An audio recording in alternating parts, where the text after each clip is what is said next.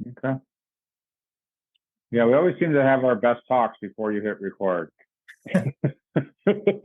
every morning. So you were saying you're seeing that you're manufacturing the calamity, perhaps yeah, I'm whatever. Yeah, I'm manufacturing the issues that are in my life. My life has never been truly, especially on the outside, so good. And the struggles I'm having internally, I'm still manufacturing. yes. But it's taken me a little bit to get to that point, to realize again, what am I watering? Yes. Like I'm watering these two or three things in my life that I feel right now are not where I want or discomforting to me. Yeah. And instead of spending my time in gratitude and appreciating and experiencing the 98 or 99 other things in my life that are absolutely incredible, I'm spending all this time and energy watering and weeding just one or two little things that are not where in my head where I think they should be. Well, I got to this week was a little bit, at least identifying that I'm able yeah. to stop it a little bit earlier. Yeah. So let's say stopping it, if you're opposing what you're doing, isn't the goal, right? So you have ideas about what's happening. Go ahead. I'm losing your words. Can you hear me okay? Ty, can you hear okay? Okay.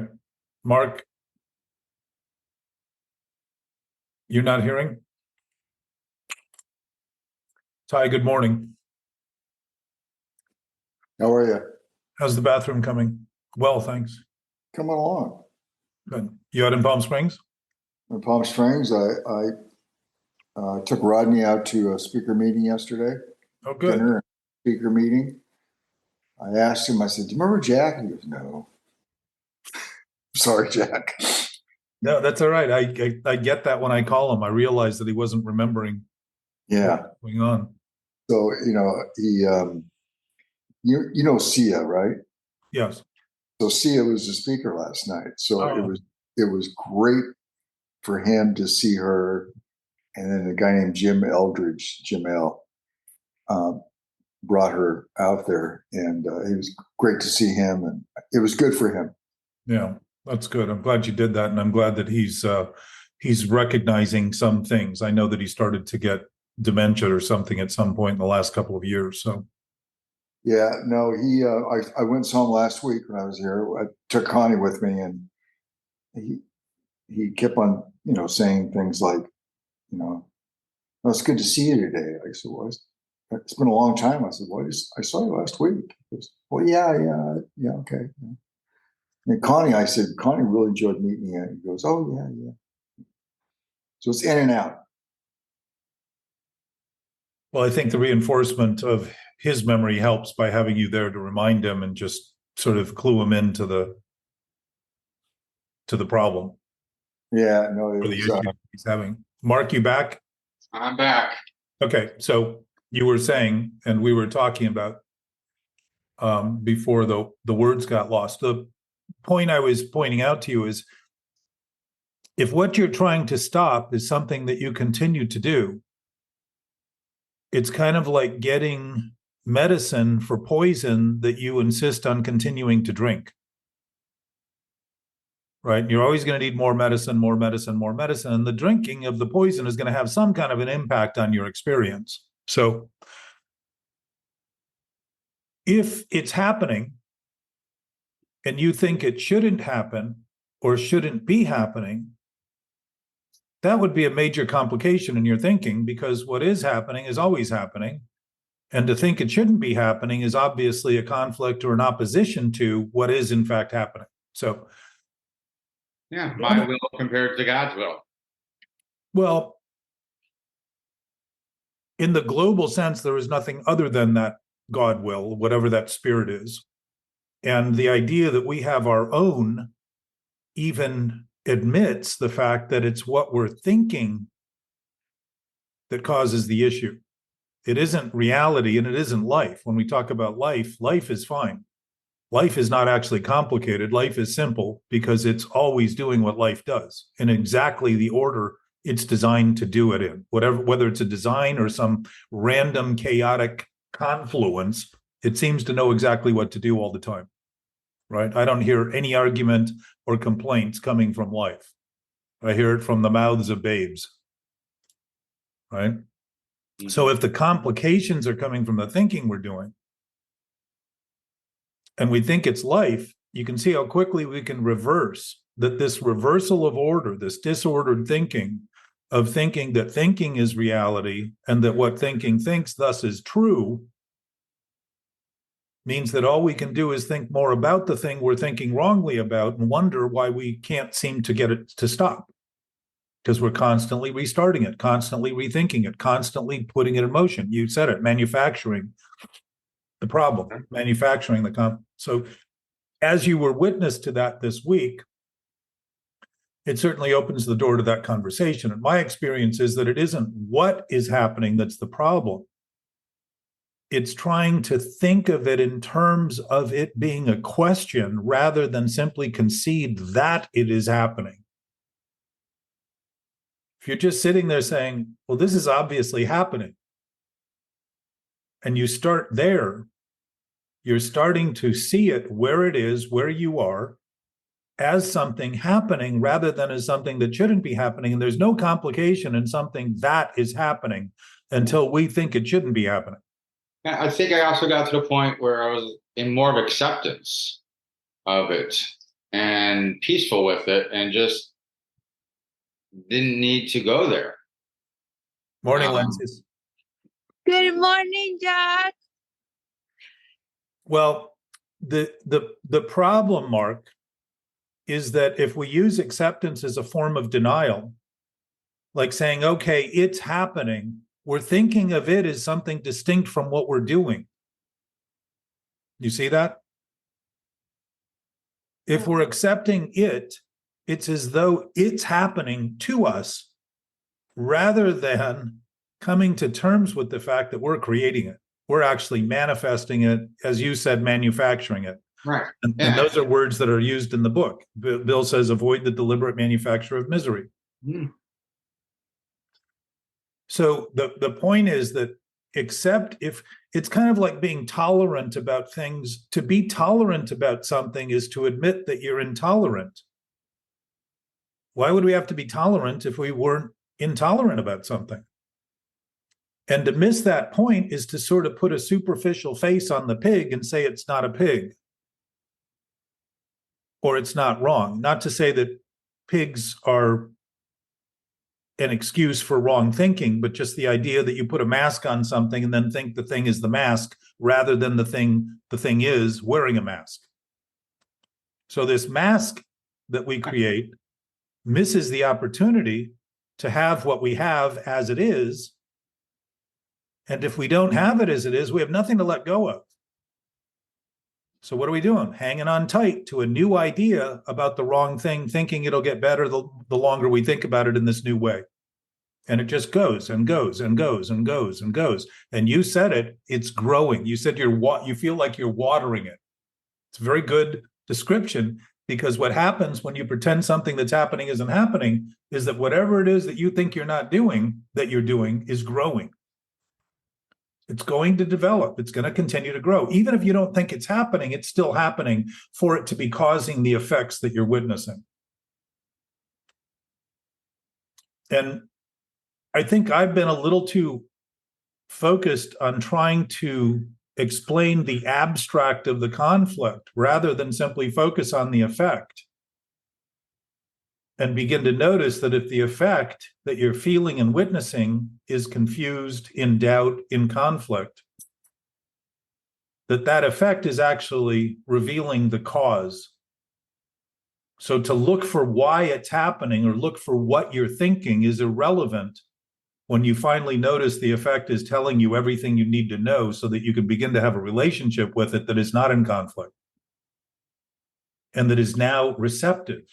And so any of the information that's in it is going to become perceptible rather than imperceptible, with the idea that it shouldn't be happening and I don't want anything to do with it and I got to get away from it.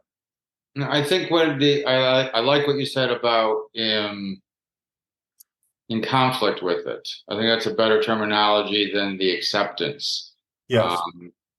And yeah, so yeah, I found myself much less in conflict with it.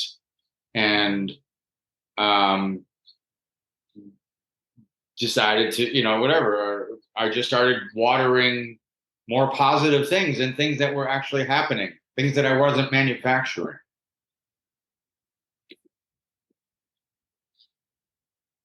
Well, don't minimize your capacity to make believe that because you can push something away that it's gone.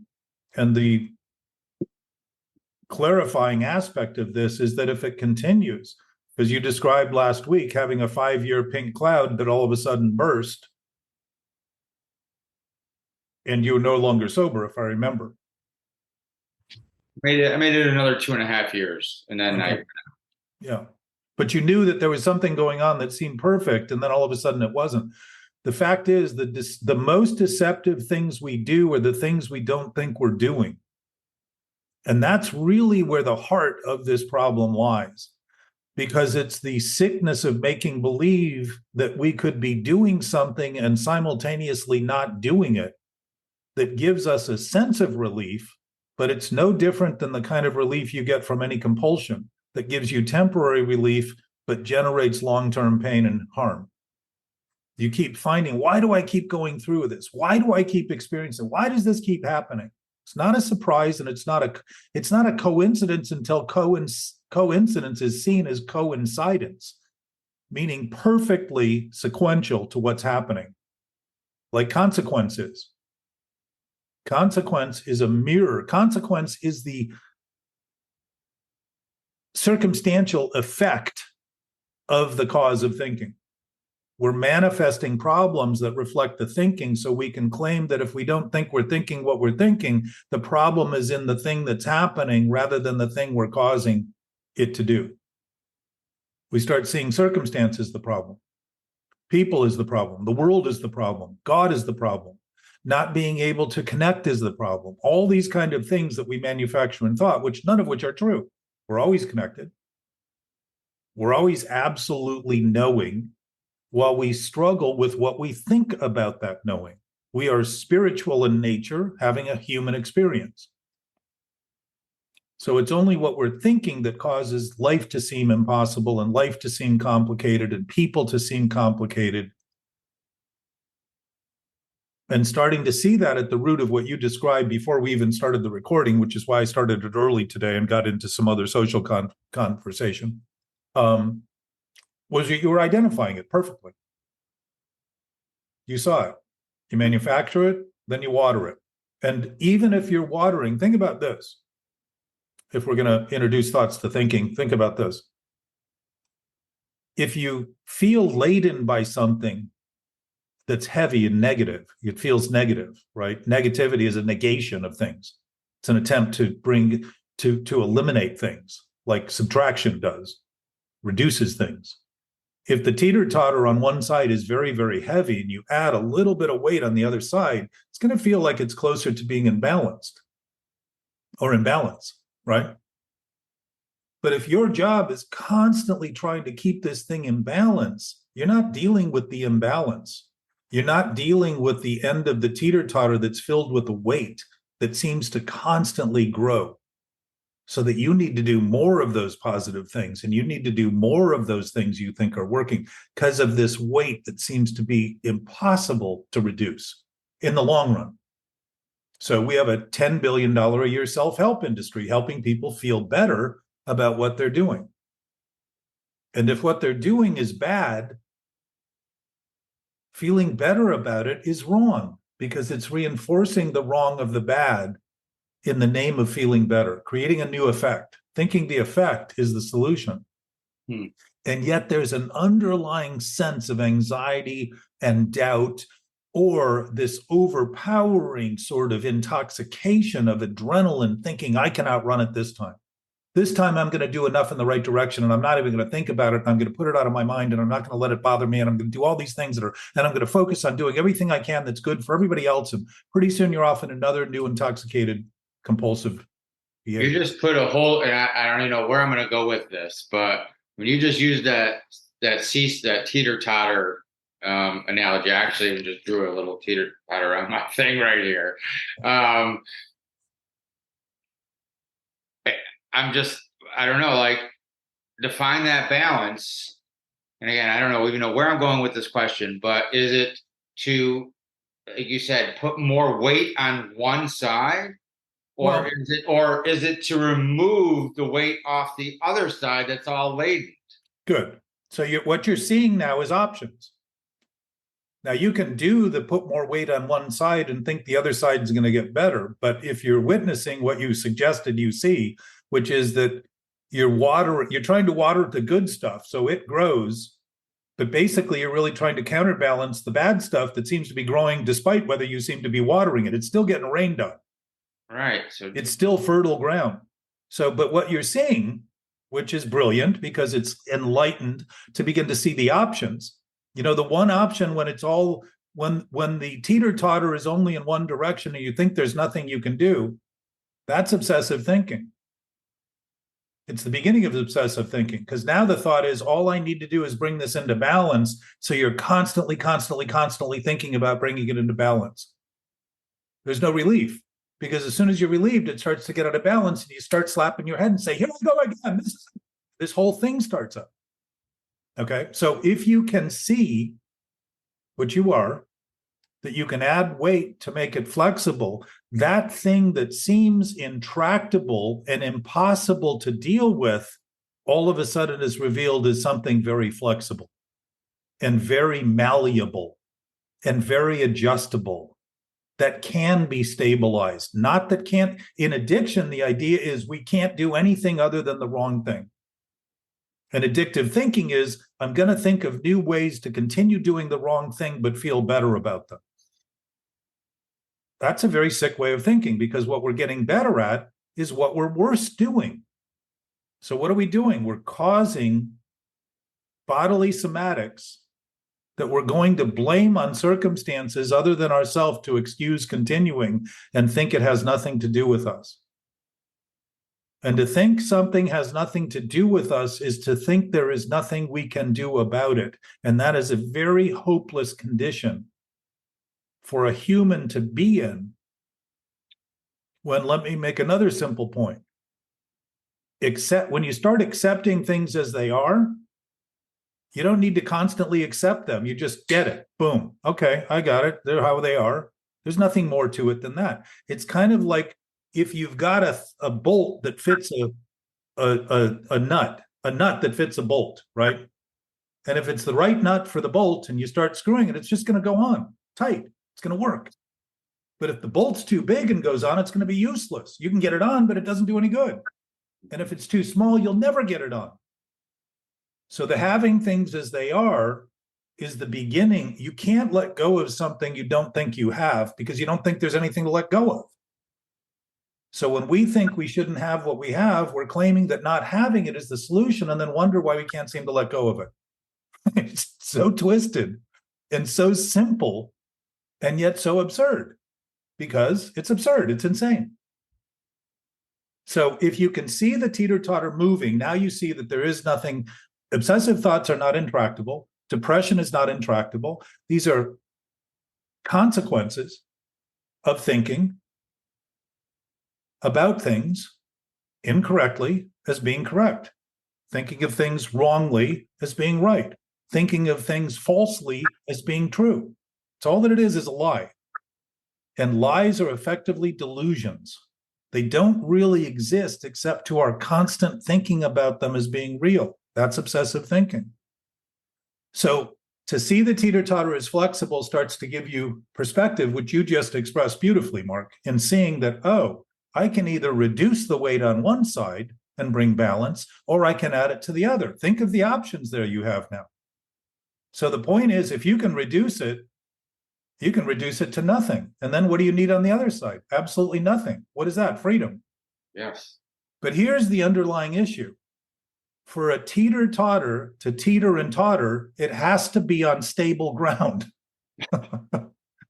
So what we're talking about is seeing that the stability of an absolute source, infinite source, our nature, as our nature, rather than as something we need to go find in thought before it becomes our nature, is the ever-present state of mind that we already are in now.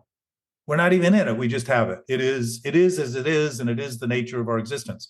To begin to see this is to begin to see that thinking poses the teeter-totter. It's kind of like a sailor. What happens? Very few sailors are sailing with the sail straight up. If they are, there's no wind, and they're not sailing. They're basically floating at that point, right? So we're either teetering in one direction or the other, and that's going to guide the direction we go in this interactive experience we're having with our environment, whatever that environment is, wherever we decide we want to go in there. And if we're talking about always not getting where we want to go, we're probably relying on thoughts that have no place to begin with. Thoughts thought to be true that just are made up, literally made up. We talk about our makeup as our character and don't notice that the word makeup means we made it up.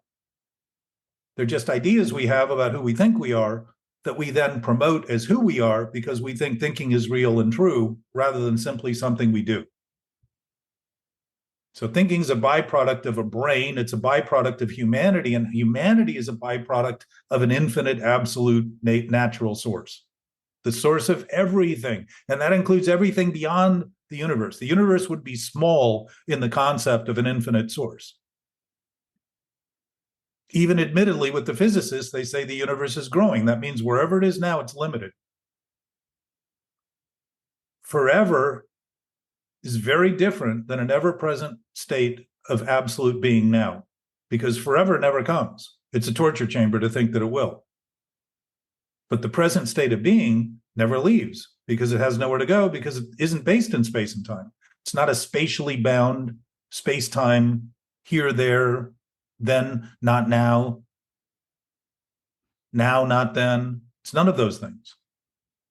Just is as it is, as we are, period. So that's the basis of the teeter-totter. Now, even the image of the teeter-totter is sitting on Earth, which we think is stable, but in fact, it's spinning. We are spinning at over 1 million miles an hour, even within the confines of what is recognized as movement in space. The rotation's about 24,000 miles an hour, and which is why it's a 24-hour day. I forget what the orbit is, but it's another something or another. And then the solar system is turning, the galaxy is turning. All this stuff is moving in circular motions. So we're never still, even within our relative experience. We only feel still because we're moving with the thing rather than hovering over it, like we are when we're witnessing our thoughts.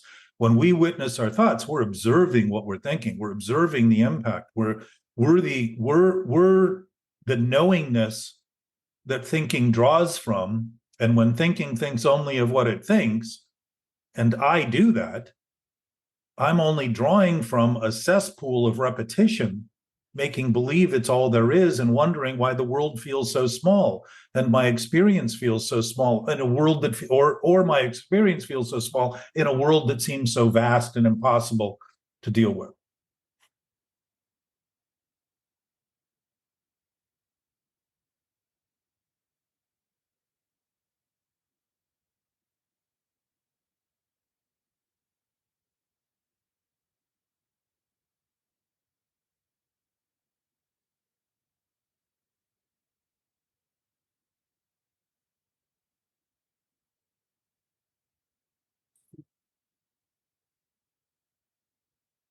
Thoughts?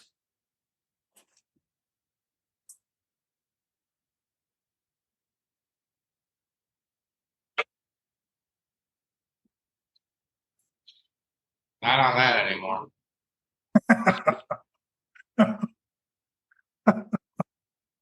So to that point, we are in a constant state of meditation. That is our awareness. Awareness of awareness is a constant state of meditation.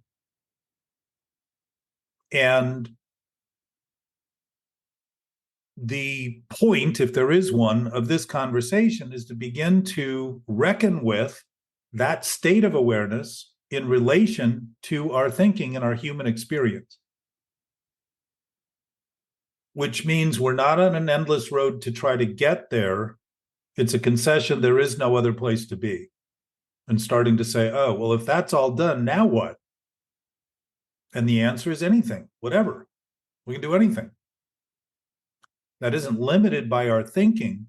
It's actually now beginning to reckon with the totality of possibility that the present nature of the present, the awareness of the present actually is. And that's not something you have or I have, that's something we have and we share in equal proportions, because there is nothing unequal about it or unstable about it. It can't be unstable or destabilized because it's not in space and time. It's not a relative whatever. I don't even know how to essence. It's not a relative essence. It just is as it is. And it's always been that way for us. And my suspicion is the reason we suffer when we don't think that way is because we know better and we know the suffering is self-induced and self-imposed. And we can't imagine why we would ever do that to our seeming self or our experience. And it's a good question. And I would say the answer is because we're insane. We're crazy. We're not thinking right. That's it. Simple. And if we've done it collectively to pretend that somehow there's nothing else we can do, that shows how sick we can get to basically condemn everyone else to what we're doing in the name of feeling better about what we're doing to cause that. We're all participating in that, each one of us. And do we have to? No. Can we? Yes. Do we choose it? Yes. Is it imposed on us? No. Only by the limited thoughts that it's the only thing I can do. That's addiction. Jack, Yes. I want to share something with you and the group. I am starting reading a very interesting book. This book that I have here. I can't see. Yeah, there it is. End mental illness. This is so powerful because I'm learning that we can have depression if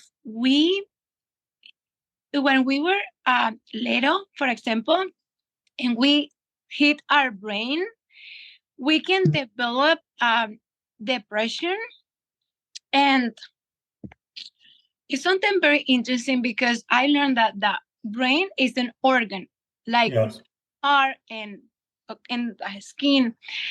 And we need to know what is going on with our brain, because negative thoughts could be if our brain were exposed to damage, like heat, something for us, or toxic, meta toxic, whatever, something toxic, or for example, my English, alcohol or drugs, they can make sick the brain. And that is why we can face anxiety, depression, crazy things like that, like overthinking or negativity, so much negativity that could trigger the brain or make sick the brain. Yes. So I am learning something like that. Mm-hmm. Yeah. Very powerful. If we're damaged and it's impossible to correct that damage, that's not what we're talking about here. Mm-hmm. And it's not to suggest that's what you were suggesting, but I'm mentioning that if there's something, if somebody's got half a brain, it's obviously going to have an impact on their ability to think. Mm-hmm. Mm-hmm. But if they still have an ability to think, what we're dealing with is the part of that thinking that still thinks and still chooses and still makes decisions.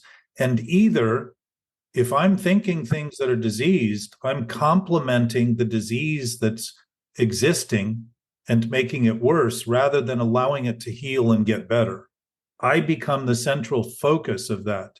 And most of, from what I understand in that book, it's a neurologist, right, that wrote that? His name is Daniel Amen. What's his job? What's his title? He is a neuroscientist. Yeah, so he's a neurologist. So a lot of what he's talking about and is commonly talked about is how to create chemicals to put in the brain to fix the brain from the chemicals that it has or the deficiency in chemicals that it has, right? He hates that because What? he this doctor, he is against those chemicals. He's bringing, ¿cómo se dice? He's talking about something different. Okay. And no, he's no, he don't work with that. What's his basis? What's his basis? I thought I had read about him, but I'm mistaken. He wants to bring hope to the world. Yes. About like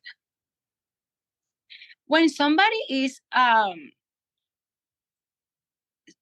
a doctor and they say that that person had depression or schizophrenia or drug abuse or something like that, like OCD, anxiety or panic disorders, Mm-hmm. The way that he works is with everything natural, nothing to add chemicals to the brain. And that is, I haven't started reading this book, so I'm just in the first chapter of this book. But is he using herbs? Is that what you're saying? Something, yeah, not herbs, but supplements to help the brain to be healthy again, because he hates that word like mental illness. He hates that. He say, I hate that. It's about brain health issues, something like that. And he's focused on bringing back the health to the brain. Yeah. Something. Yes. Yeah. Yeah. Uh-huh. So what we're talking about, we have a chemical factory in our body that is as developed as any chemical factory in the world. Any laboratory in the world is small compared to the capacity our brain has to generate chemicals in our body and to respond to issues in our body that need help and need healing. There's nothing greater than our capacity. And my sense is we've barely even tapped its potential to provide us with the chemicals that would overcome all of the diseases that exist, because it's designed to do that. It's designed to maintain balance. Homeostasis is the nature of a body's nature, which is balance. It's always looking for balance.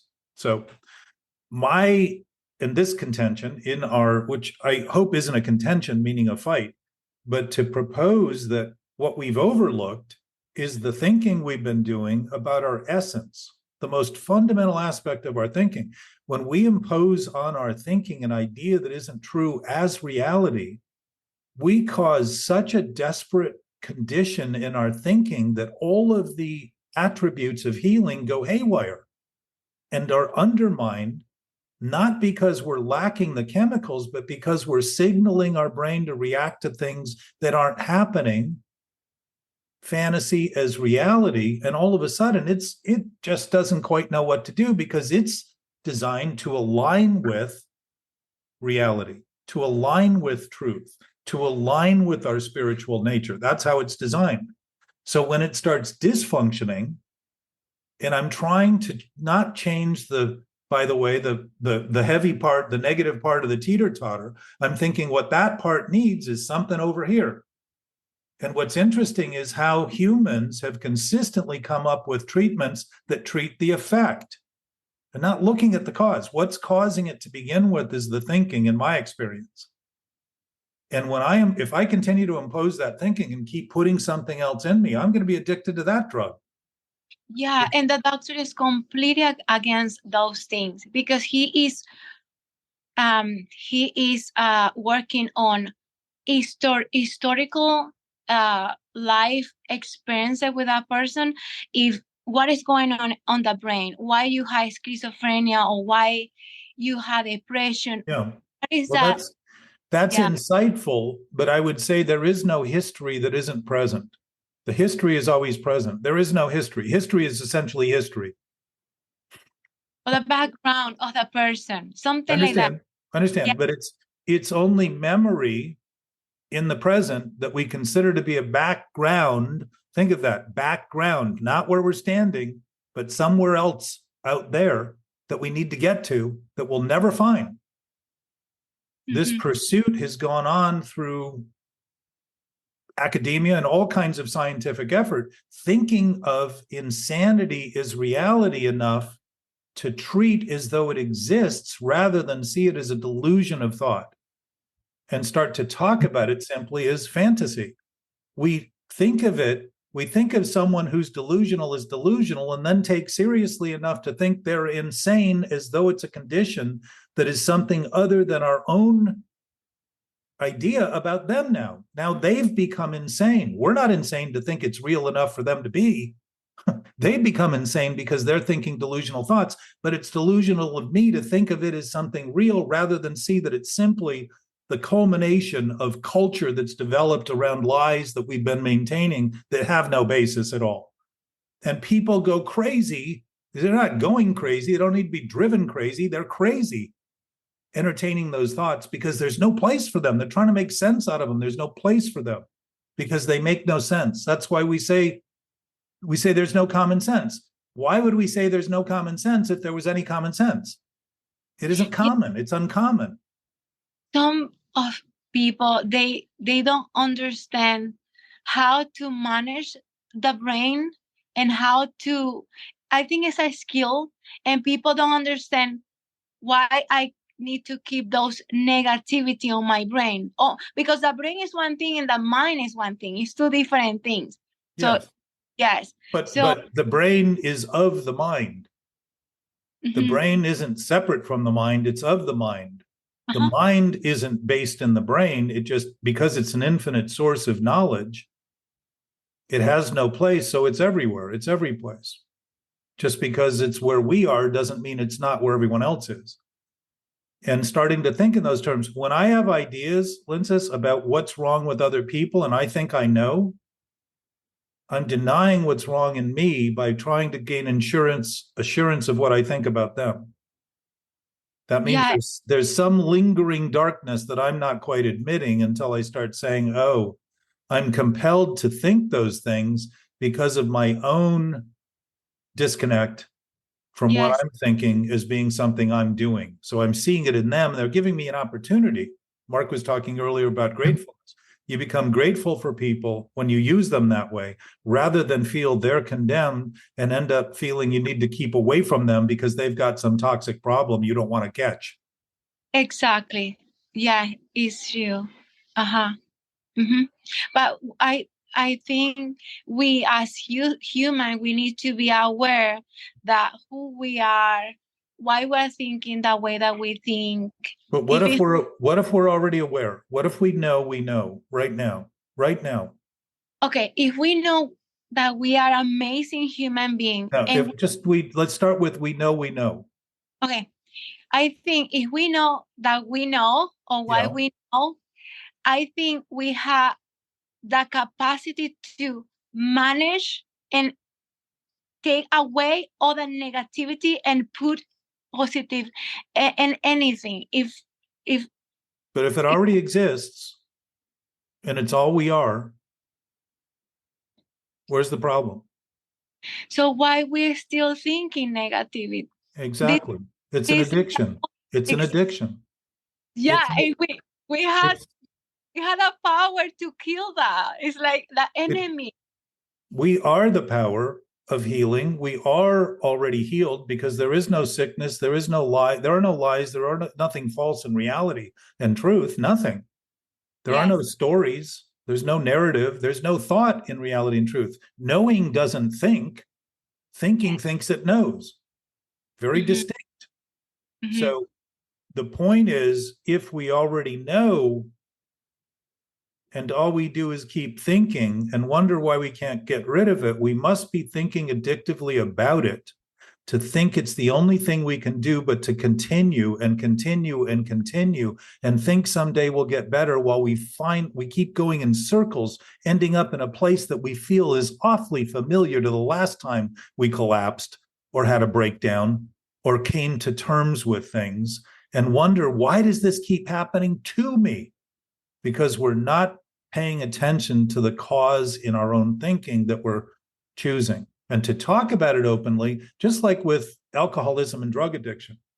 If somebody is introduced to the idea that they don't have any control over the thing they've been trying to control, and begin to recognize they're powerless over it, which is the first step in AA, it puts a whole new light on what they're doing, because it simply gives them a chance to realize they've been fighting for what's wrong for years, trying to make it right, rather than come to terms with the fact that there is no fight in what is wrong, except to perpetually believe someday it will become right. Someday, never now, never where everything's happening, never where the present is, never where everyone always is and everything always is, but some other place in time it will come true, like fantasy, fairy tales, and it can't. Delusion will never be true. The whole idea of delusion is that we've taken an illusion, an image, and turned it into reality, a narrative that we tell about our life and our history. That's a story we tell to excuse why we shouldn't be where we are with what we have, doing what we're doing. I wouldn't be doing this. I wouldn't have what I have if it weren't for this, that, and the other thing. It's nonsense. Yeah. It's just a clever ruse and a twisted form of thought to give it all a mask and the appearance of legitimacy, when in fact it's actually insanity masquerading behind that mask. Yeah. So we can take decision. Like, I choose to be positive. I choose to live right now. I choose to, yeah. But those things aren't even choices if they're absolute. They're already the nature of our existence. That's the essence of our existence. So we don't get to choose them and we haven't been chosen by them, because there isn't anything else. We're talking about real reality now. We're talking about reality as reality, rather than reality as something we think that this is real, this water bottle, because it occupies space. And we think that matter is reality, which it isn't, because it's a composition it's a form, a shape taken of previously existing or currently existing elements that make up all of the things that we see in the universe. And we keep discovering new elements. So even in science, we haven't had a definitive explanation of what we call reality, because we're thinking of it as matter, rather than seeing that there is no matter in reality. Nothing matters in reality, because it's everything. There is no thinking in reality, because it's a knowingness that isn't in question. There's nothing to contemplate. There's no self to think of.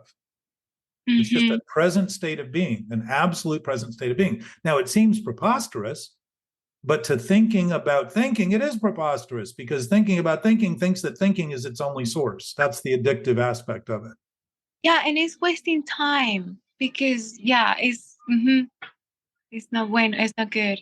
Well, the beauty of it is that, since there's an adage in Alcoholics Anonymous that says pain is the touchstone of growth, spiritual growth. And what that means is that all these things we're creating are being created to give us some evidence that what we're thinking is wrong. They're all designed to give us clues, Mark, to that thing you want to get over is actually telling you, listen, you're thinking something here that isn't right. And you don't need to figure out what it is you're thinking that's wrong to admit that you're thinking wrongly, period. If you think of it generally, you'll begin thinking of all the wrong thoughts you're thinking that are causing that, because it's not just the one you're thinking about that's causing it. It's all, you're experiencing everything that you're doing all the time. And not only that, you're experiencing everything everyone else is thinking and doing all the time, and you're experiencing everything that's happening all the time now. And I would say, to say all the time isn't correct, because my suspicion is the present, in its infinitesimal incapacity to be divisible, is indivisible, and is in fact the healing nature of knowing and awareness and God and the infinite and the absolute and the unlimited and the omnipotent and the omniscience and all of those things. That's what the present is. So what do? Try to fix the past by regretting it, thinking I'm going to learn from it and never do that thing again. And what do? Worry about the future, thinking, man, if I do that thing again, I'm going to be really screwed. And I keep doing it over and over again, not realizing I'm not actually missing it.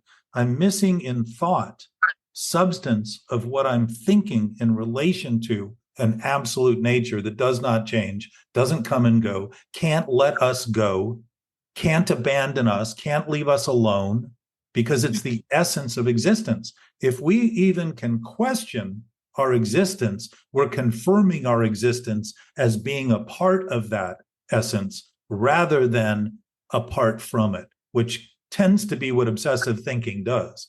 Gives us the impression that we're not worthy, that we have no value, that we're disconnected, that we're all alone, that we've been abandoned, that nothing can help us and no one's going to help us. So we spend more time alone nursing those thoughts, because anyone who says anything valuable would completely undermine the whole present premise of our thinking.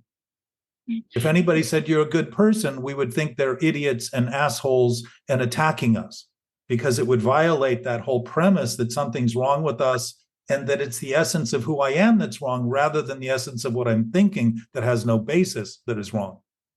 Mm-hmm. I think that when those thoughts, negative thoughts came to our brain, we had a power to use positive thought, to speak to those. So let me ask you a question. Why would you create them to begin with if you needed to fix them?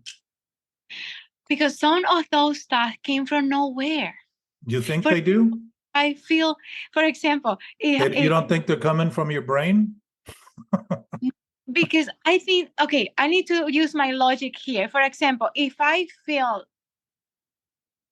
not worthy of receiving love, or if I feel lonely and I think, oh, I'm lonely, I feel lonely, but it's not a reality. So those thoughts came from nowhere. Like to determine where they came from is irrelevant. Again, if they're there, you're thinking them.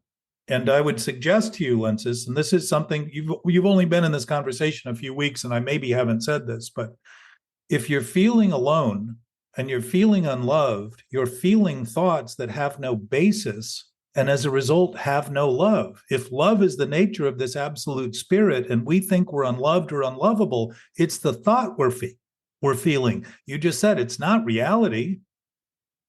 It's the thought that we're feeling. And we've mistaken that thought for reality and think it's who we are, because as soon as I think thoughts are reality, I think that's who I become.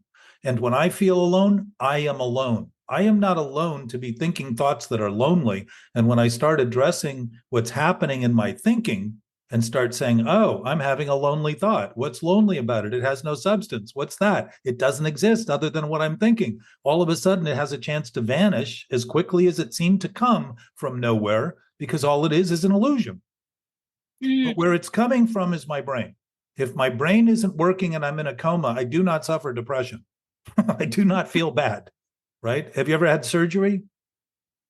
My face. Your face. Did you go out in anesthesia and be put out? Yeah. Okay, so you know that you wake up and wonder when they're going to begin. Because you really have no sense of time and you're put to sleep. You're literally put to sleep. Well, the sleeping that we do is during what we think is awake.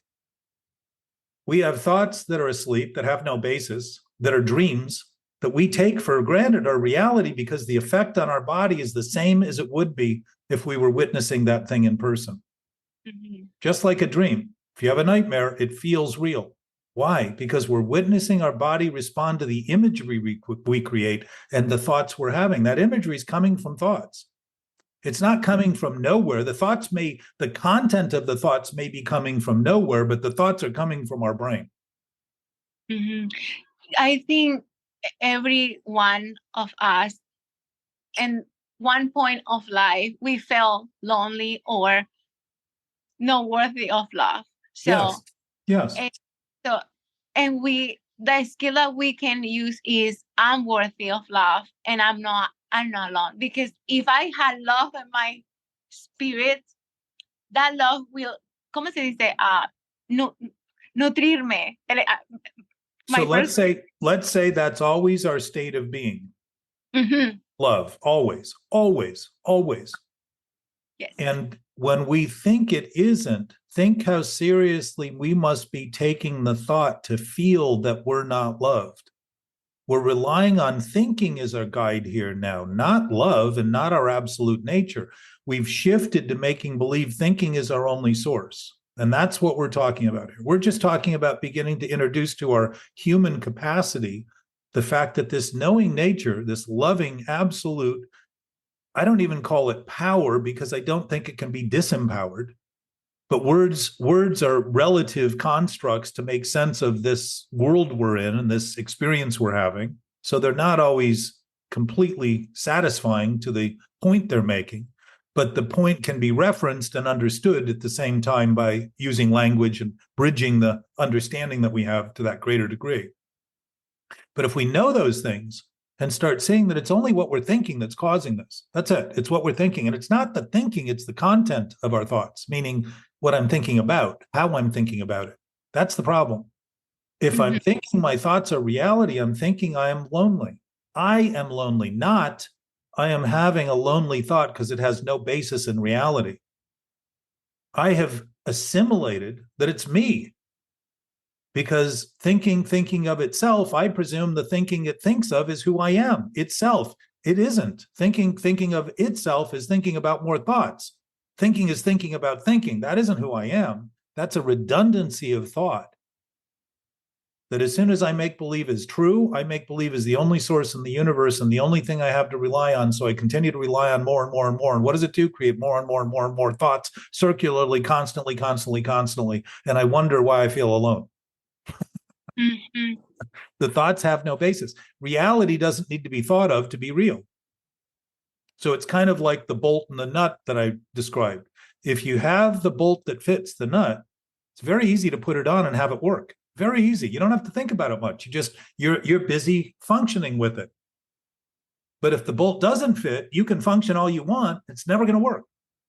And you can spend your whole day. That's what obsessive thinking is. It's trying to do what can't be done in the name of thinking it's all that can be done, because we have determined that what is happening shouldn't be happening.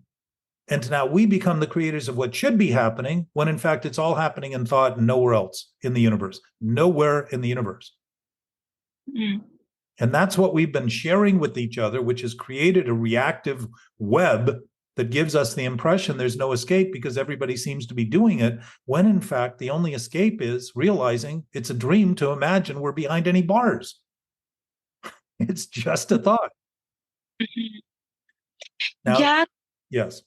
Why those people? Because I'm curious. Why some people, they are stuck on those negative behaviors coming from thought, like if they know that this behavior is giving to them negativity, why they still repeating the same negativity, bad behavior, for example, behavior. The same reason I just gave you that you and I do whenever we're entertaining thoughts that aren't true and think we're stuck in them. Same thing. Oh, so what they need to learn skills, for example, what is that skill that they need to learn to? Well, let's talk about what we can do here, because if you're struggling with what they're doing, it's your struggle. And if we start there, it's something we can do. Where if we start here, it's something we can do. If we try to do it there, there's no there. There's no then. There's nobody there other than people doing what we think they're doing. So it's our thinking about them that's really causing the problem. So the question is, why do we keep asking questions about what other people are doing while we're having doubtful thoughts of our own? And I would say, again, it's an addiction to the idea that thinking is our only source. And we think we manage it by thinking we're going to create this balance, but we forget that the teeter-totter is already balanced. It can't be out of balance if it weren't balanced. Mm-hmm. And we're playing topically, superficially, promoting appearances in the name of thinking that if I look better, everyone will think I'm better, and I can hide all the things I want to think I'm not thinking and doing, and then wonder why I'm still suffering, and these diseases pop up and my body starts to break down and I get pains in my back and my neck and my head. And actually, we have pains in our ass, in our back, in our shoulders, in our neck, in our head. We talk about it. He's a pain in the ass. He's a pain in the back, neck. My shoulders are heavy. I'm carrying the world on my shoulder. Those are all imagery for this idea that we are actually doing those things, that it's up to us to straighten the world out, when in fact the world isn't unstraightened, but to the thinking we're doing about it. Trees are not arguing over being trees. Exactly. The water is not trying to be a desert. It's just water. It doesn't argue. It just does what it does. When a drop returns to the ocean, it doesn't say, I don't want to be any part of that ocean. But we do. We think that way. We think we can be a drop back in the ocean and stand alone and be separate and fight for our right. And there are no rights that aren't shared by all. So for my right to violate someone else's right is to not be right. Starting to see that we are equitable by nature. We are indiscriminate by nature. There's no discrimination in an absolute source. There's no, Stephen Hawking said that everyone in an infinite space is at the center. That means if I thought I was self-centered and had a self in the center, that meant nobody else was there. But what he's saying is that if it's true, everyone's at the center together. What does that mean? It's equitable again, indivisible, indiscriminate.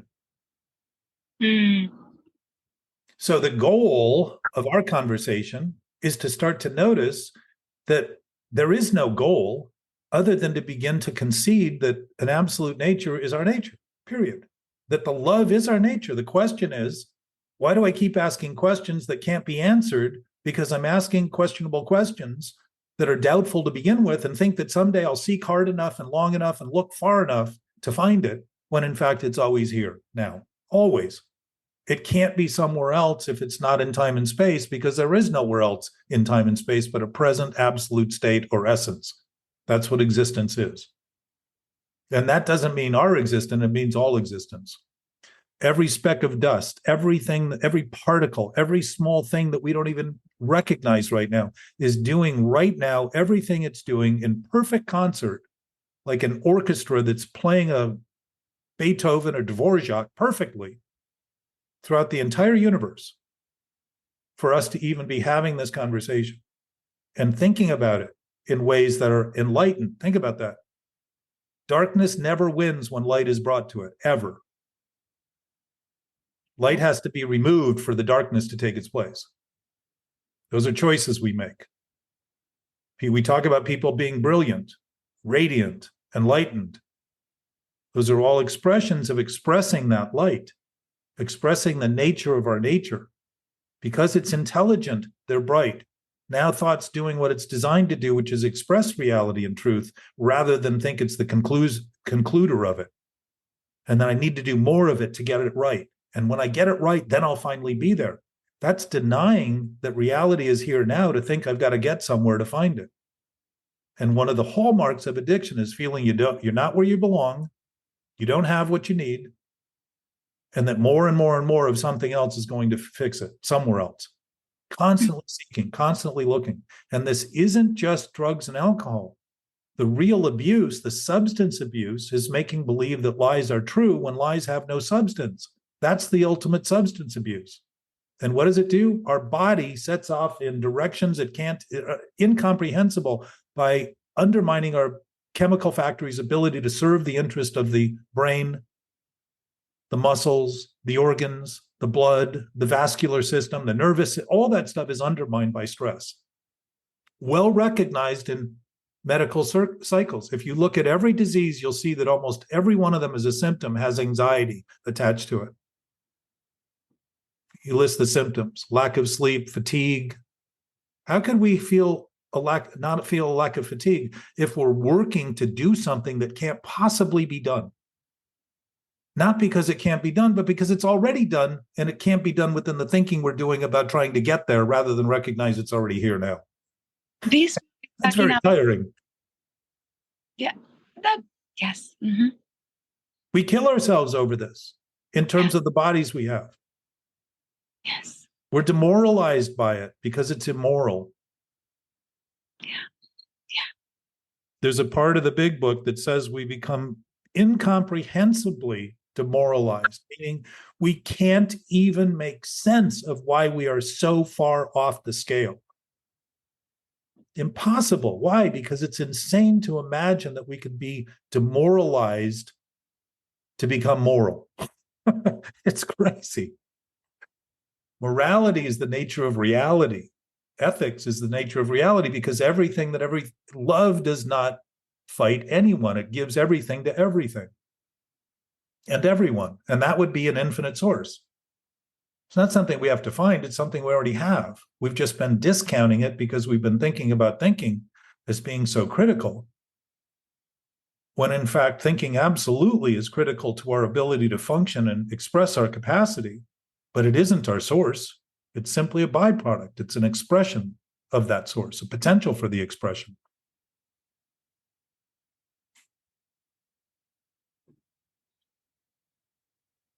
Mm-hmm. So our discussion, you're also, Lens, is not someone who has had a chemical dependency, as I understand, right? You're not an alcoholic. You're not a drug addict. You don't have any notable compulsions. But I'm going to suggest to you, and these are few things I do with people that I work with new, is few things. To watch your thoughts and watch your words, because any thoughts we have we think are true talk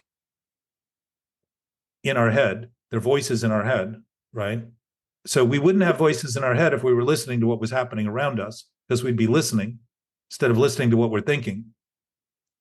And if you watch the words, you'll see that a lot of them are not very kind. And it takes a minute sometimes. I've had guys say, no, this doesn't happen. And a month later, they're saying, oh my God, I say things I would never tolerate from somebody else.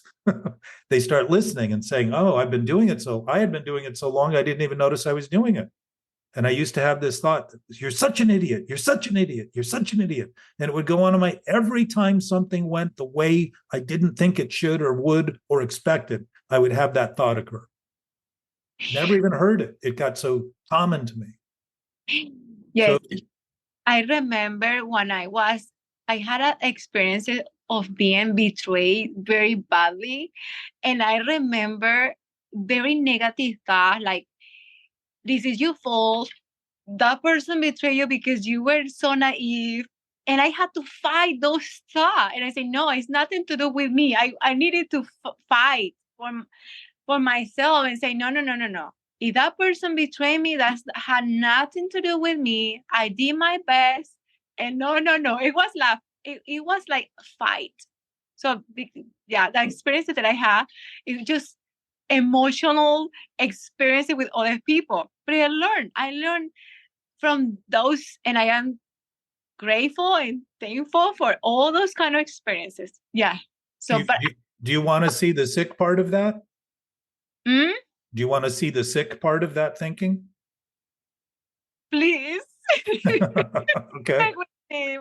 Especially if you say please, I'm happy to share it. But yes. we wouldn't be betrayed if we didn't have confidence in agreements we make with people. And those are all based in our thoughts. There's no betrayal if we never expect anything from anyone. None. Zero. And you know what? When we think our thoughts are true, we think all that should ever happen is what those thoughts expect. And if anything doesn't happen, we are betrayed. It's a treason. It's a violation of our life. It isn't. It's simply a violation of the attachment we have to thinking thoughts are reality. They're not. So I'm not suggesting to you, my dear, that wasn't a difficult emotional experience to witness with someone who broke their contract with you or didn't do what you expected, because I know that that's very difficult. I've had years-long experience with those kind of problems and thinking. And the only thing that helped me was to realize that I loved the person and I just didn't like what they did. And I realized that was absolutely true. And that I could continue loving them and offer them the freedom to do what they did, because I began seeing that they were struggling with the same thing I was struggling with, to seem to need their attachment so readily and so quickly and so blindly. To think that somehow they would do exactly what I thought they would do was a signal of my own desperation, to think I could be secured by someone else, somewhere else at some other time, while I was trying to make it my present experience. Yes, Yeah. I know that I believe in loyalty. I believe in giving the best that I can do. But I know that people don't feel that they are not me. They don't have that value that I have. And Well, I they need may, but they may be suffering the same way I suffer with the thoughts I have that I believe are true that aren't true, and end up doing things I think are right and then realizing they're not right. And when I change, somebody thinks I'm disloyal, but at least if I'm able to be honest about it, I can be loyal enough to express the fact that I'm faulty and vulnerable and insecure, to the degree that I maintain ideas about things that have no basis. Those ideas aren't only insecure, they don't even exist. For me to think of them as insecure is to think they can be secured, which is, again, a faulty idea that something untrue can become true. It's impossible. The whole point of truth is that there's no gap in it. There's no little spot where it isn't. My mother used to say, there is no spot where God is not. Mm-hmm. And if that essence is our essence, then it's just the way it is. It isn't the way I think of it.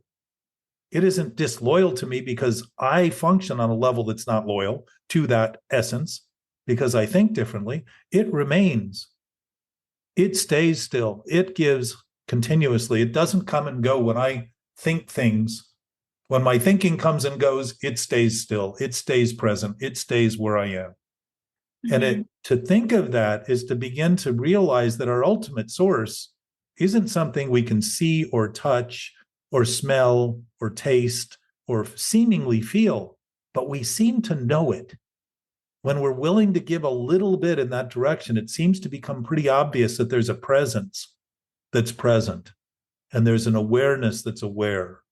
And to begin to notice that is to begin to awaken in our present contemplative state to our meditative awareness, to that awareness, and start to see that's my basis. In that basis, I'm always fulfilled.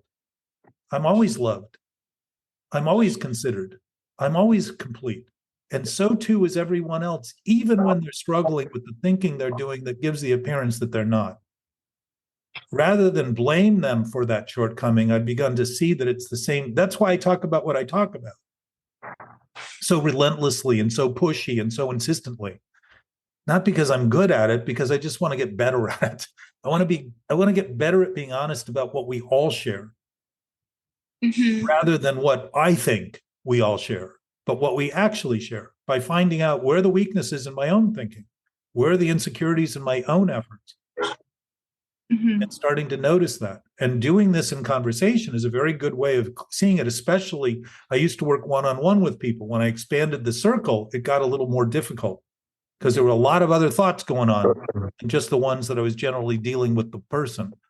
And the point of our discussion is to get a group so that we are better in the group that we're facing 166 other hours during the week, and start to say things like, I can appreciate what you're thinking. I don't like it, but I can appreciate it. And I know you have the right to think whatever you want.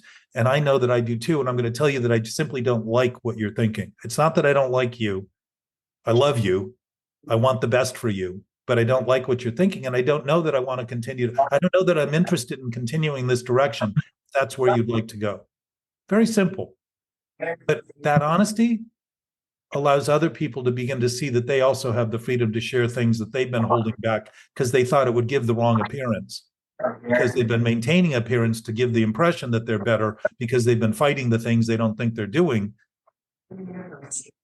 And it creates that sort of wobbly effect in their expressions, in their actions.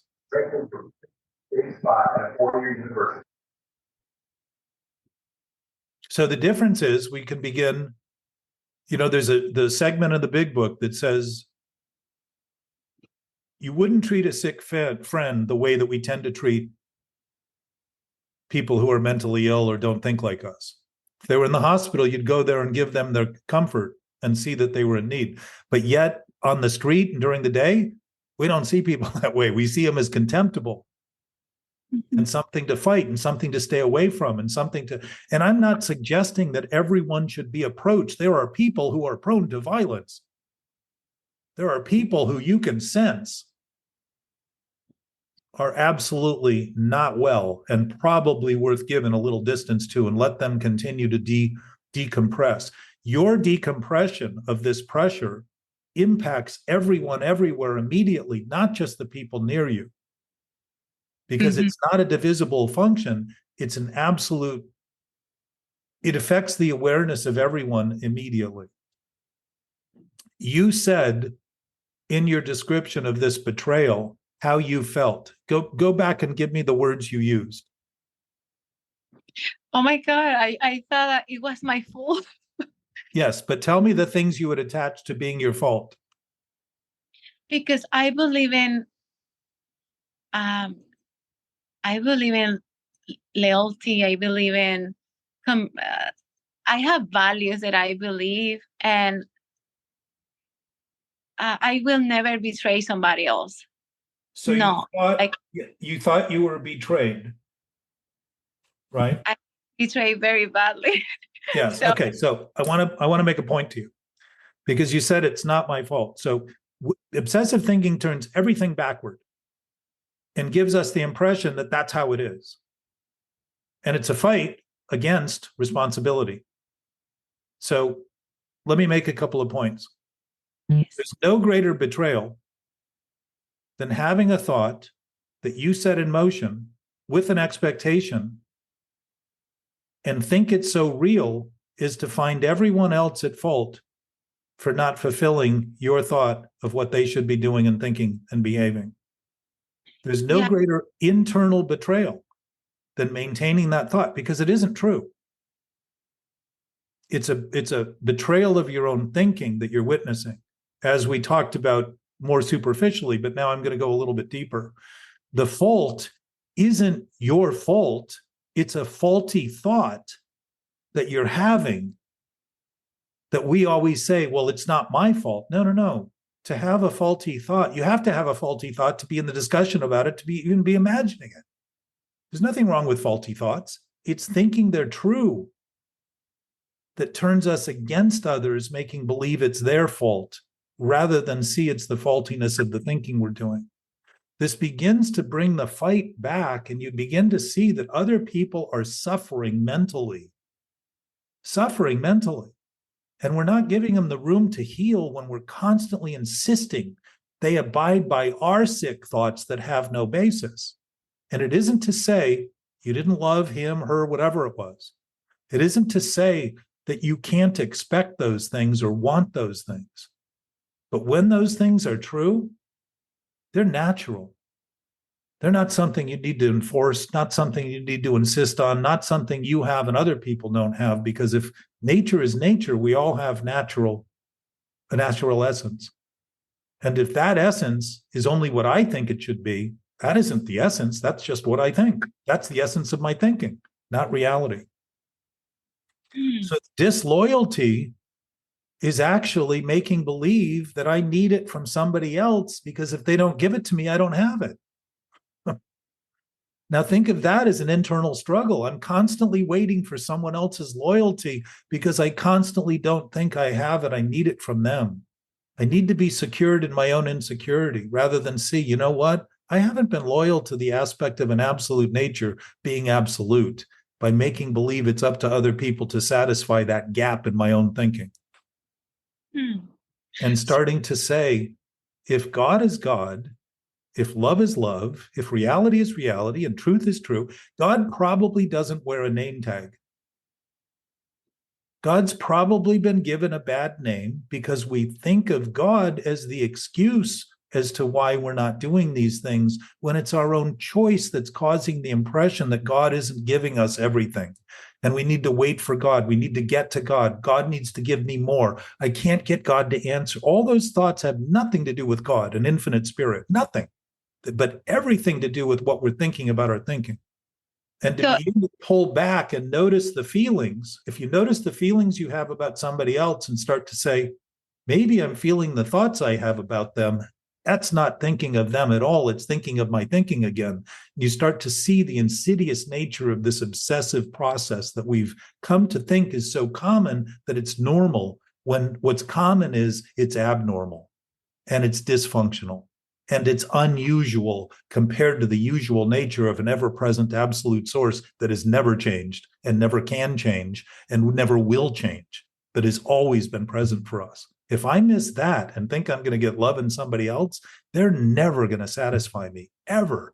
But when I see that's their nature, I realize I'm already getting it from them. And the rest of it is just logistics. The rest of it is just, where do you want to live and how do you want to live?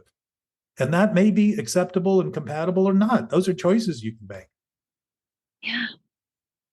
But it's important for us as human to have values and morals and be the best human. But what if we have them, Linces? What if that's our nature? What if we already have them? And now the only thing we're struggling with is expressing them in our human experience because we don't think we have them. Yeah. Think of that. Think of that. Yeah, they don't know. I know that I have all that quality and I know who I am. Many people around us, they don't know who they are. And how could they not? If they have an absolute nature and you know that absolute nature, how could they not know who they are? It would be impossible. It would be impossible. You're talking about their thinking, not who they are. You're thinking about their thinking, which suggests to me in this conversation that you have an addiction to thinking about what you think of other people is right, while what you're thinking about them is wrong. Because behaviors is a lot. When somebody behaves, it's everything. You know what that's based on, though? All behavior is based on a thought. Exactly. Yes. Nothing. We do nothing voluntarily that doesn't start with a thought. Yes. So again, when I'm thinking of them as wrong, and listen, I deal with this all the time. I'm not singling you out as something I don't do. I do this all the time. When I drive, I think most people are idiots. Oh, God. It's just amazing, the lack of regard, the lack of inclusion, all that. But I realize that that's like one of my petty grievances. It's been that way. And I also do a lot of those same things those people do and catch myself. And now I'm beginning to be more observant of it and saying, wow, I do the same thing. What I don't like about what other people are doing is what I don't like about what I'm doing and don't want to admit I have anything to do with. That's what really bothers me. And I'm offering you this just to say, this is a window that is infinitely open. And to begin to give it any consideration begins to reaffirm and confirm the actuality of reality, because we already know it. We just haven't introduced it to our thinking very well. So we got a lot of wobbly thinking we're running around trying to make sense of things when the thinking we have makes no sense. We're not going to make any sense of things if we're not thinking about things accurately. And once we do, the thinking actually shows itself to be highly useful because it's operating on the basis of what we know rather than constantly trying to refine what we think we know. Mm-hmm. So I challenge you, and you're very receptive, and I appreciate it, because this can be, I've been told to get fucked in here multiple times, because it creates defensiveness to look at some of this stuff. And that reactiveness is part of the addiction. Reaction is a repeat over and over and over and over again of a defense that's constantly needs to be maintained to keep a thought that has no basis alive or seemingly alive. Reality doesn't need any thought whatsoever to continue to be reality. As a matter of fact, reality was real before we came as humans, and the time we've been here as humans is tiny, a fraction of a fraction of a fraction of a fraction compared to the length of time reality was functioning in this universe. And I'm not suggesting reality is the extent of this universe. I'm suggesting reality and infinite makes this universe so small as to not even exist other than a thought. It's just an illusion of thinking. And yet we've got bodies that are designed to perceive this illusion, whatever's happening. How we think of it. When we're thinking, yes. It's amazing because if we create everything with our thought, if it's negative, we can shift and we can create positive impact around us. Exactly. Well, but now let's talk about that for a minute, because this is another transition. Yes. If it's in an absolute opposite context, positive, negative, up, down, in, out, true, false, all that kind of stuff, the opposites are the same thing. They're connected by common ground. If I take any position along that, that's the position I take on the teeter-totter. If you take a central position on the teeter-totter, you're not going to move the teeter-totter at all. It's going to stay where it is, right? Mm-hmm. But it also means wherever it is, you're at the center of it. You're not fighting one side or the other. You're just in the middle, right? Mm-hmm. If you take an extreme position, you've got a stake in it. Mm-hmm. You've made a decision. Those aren't things we can't do as humans. Those are challenges we take on, commitments we take on. But when I know my basis is the ground beneath the teeter-totter, and that it's absolutely always my basis, and I always know more than I think, especially when I think all I know is what I think, I start actually giving in a little bit as the process occurs and say, this is telling me exactly what I need to know, exactly what I have right now is a precise, accurate assessment of what I'm thinking about what's happening. And if I know, it's not thinking that I'm doing, it's beginning to stabilize the thinking I have to begin to start dealing with the changing environment that I'm in effectively rather than inefficiently and ineffectively. I'm starting to interact with it as a knowing being rather than simply as a thinking threatened by my thinking. Very different. And what do I know to do? What does knowing know? What it knows. What does it do? What it knows to do. What do molecules do? What molecules do. They do it. They don't sit around and think. They don't get depressed. They're not in mental institutions trying to correct themselves. It's all human dilemma that we've created to give emphasis to the idea that who we are is what we think. And all that is ego. And ego, by definition, ironically, here's another twist. Ego, by definition, is the capital I. It's not the small I. It's not the false self. It's actually I, the essence of my, if I have a spirit, if I have a soul, if I have something separate and distinct amongst all other things separate and distinct in terms of a viewpoint. But maybe I don't have anything separate. Maybe what we all share is an absolute knowing that we just all know. We know because it can't be divided.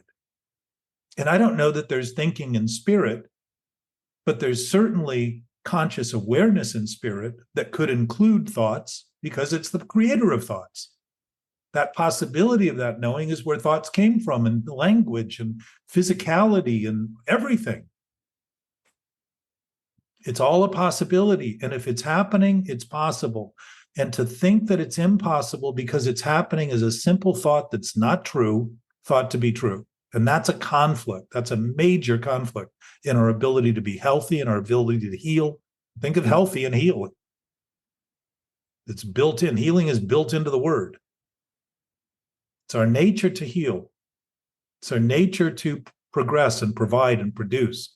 It's our nature to function abundantly so that we have more than we need, so that we can give what we have the same way it's been given to us. Everything that's here, everything that anyone has ever claimed ownership to has been here since the beginning or grown since the beginning. Right here. It's not been shipped in from Mars or any of these other places we want to escape to finally figure that we figured life out and we're going to do it somewhere else that's completely inhospitable, while we've taken the perfectly hospitable planet and turned it inhospitably in certain respects and regards. Yes. This is the ¿cómo se dice? The cherry in the cake. This word. Good. You're getting some local metaphors. Yes. Yeah. This is powerful. This is why I'm here. And it's beautiful. And beginning to recognize it's easy to engage in other thoughts, to think the thoughts are right and become transfixed. It's like putting your hand in front of your face and thinking the world all of a sudden becomes your hand.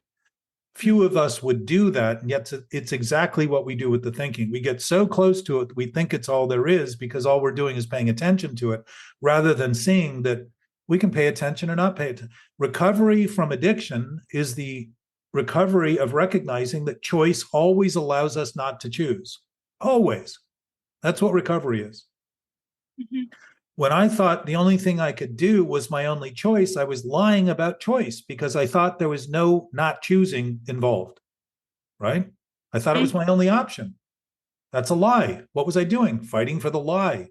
Constantly. A lie doesn't exist except in a fight of conflict against reality, which it can't oppose. It can't have any impact on reality. It's only an impact caused in my experience that I think is everything because I focus on it, fixate on it, and the thing I'm fixating on is broken. My fixation is an indication the fact it's broken. It's unfixable. It's just a delusion. It's just a choice to think something that isn't true is true. An illusion becomes truth. It's not true. Fantasy is not going to be reality. It's fantasized. We've taken one of our greatest attributes and assets and turned it into a liability. So, Jack, something is coming to my brain and I want to share that with you. So, do you think that suffering over and over and over is a kind of addiction too? Yes, exactly. Oh, Exactly. Now, here's what's beautiful about this, coming from a clear viewpoint, at least in my experience, is that the suffering has been telling us all along we're doing something wrong. Mm. It's built into our body to let us know pain is an indication something's wrong. Mm-hmm. You know what numbness is? An No. indication of pain. Oh. The body, think of shoulders that get so tight, you can't feel them. They're putting the pressure, the tension that's being built up is going numb to save us. Just like when you're hurt, our body has chemicals that when you people in serious car accidents, they know something's wrong, but they're saved by this adrenaline and the cortisol, all this stuff that sort of is a pain medication for emergencies. Our bodies know how to function to give us the best chance to survive. So the suffering is actually telling, when you think and you thought you were not at fault, the twisted thinking had you think that because you're choosing to make believe that your thinking is right and real, you think it's somebody else, rather than start to say, wait a minute, if I'm feeling it, I'm doing it. If I'm feeling disloyalty, I'm disloyal in my thinking. It doesn't mean the other person has met their burden of bargain that you made with them or agreement. Doesn't mean any of that. It simply means that if I'm not looking at what I'm doing clearly, I'm never going to see what they're doing clearly. And I'm never going to be effective in my relationship with anyone at any time or anything if I don't start seeing this clearly and notice that if I'm seeing it and perceiving it and I'm perceiving it incorrectly, because perception is always about what I think, not about what's actually happening. I don't have a relationship to the thing to even listen to it. Start letting it educate me. It's there. It's knowing. It's absolute. And I'm pretending all that I know and all that I think is absolute because I'm addicted to the thinking and I'm consumed by it and intoxicated by it. So if you listen to the thoughts you have, I feel wrong. And very often I'll see it and I think they're wrong. And I start to backtrack and say, okay, I'm thinking something wrong about them. Doesn't mean they're doing right. But if I don't start where I am with what I have as a human, I am going to be in a constant state of disregard and inconsideration for what's actually happening and wondering why everyone seems so inconsiderate of me and disregards me and never pays attention to me and never listens to me and never hears me. Yeah. And I never matter. I never count. And fuck them. Think of that. Wars are the result of this kind of thinking that has been so naturalized and normalized, but it is not natural and it is not normal. It is abnormal for humans. It's completely contrary to our instinctive nature to survive and thrive and support one another. And that means all others, not a few that happen to be within the boundaries we've decided are ours so that we can fight and fool with everybody else. Mm-hmm. Not to say there aren't defensible, if a bear is attacking, you probably want to do what you can to pretend you're a bear for a minute. You might climb a tree quickly and he might climb it faster, but it's not to say there aren't defensible purposes and moments. But if we're the greatest enemy in our own experience is what we're thinking, and then becomes who we think we are, because now it's all we are in that thinking, there's nothing that's going to impact our body worse than that experience. That's present traumatic stress. And we call it post-traumatic as though it's something that happened back then, but it's what we're doing with it here and now that's causing it to either continue or begin to dissipate. Always. So we are beings. We're either, there's an old adage, we're either spiritual beings having a human experience, or we're humans trying to have a spiritual experience. And think of that. If a spiritual experience is infinite, why would we ever have to try to have it? It wouldn't be infinite if we had to try to have it and get to it. So the rumors are easily dispelled, meaning the words that we use in the stories that are told about them, the words fall apart, they're dispelled, the words just collapse, they mean nothing. They stop having the matter that we thought mattered enough to think it was all that mattered, and wondered why we felt blocked and obstructed and unable, and all those things that we impose on our experience to prove our thinking that's wrong is right.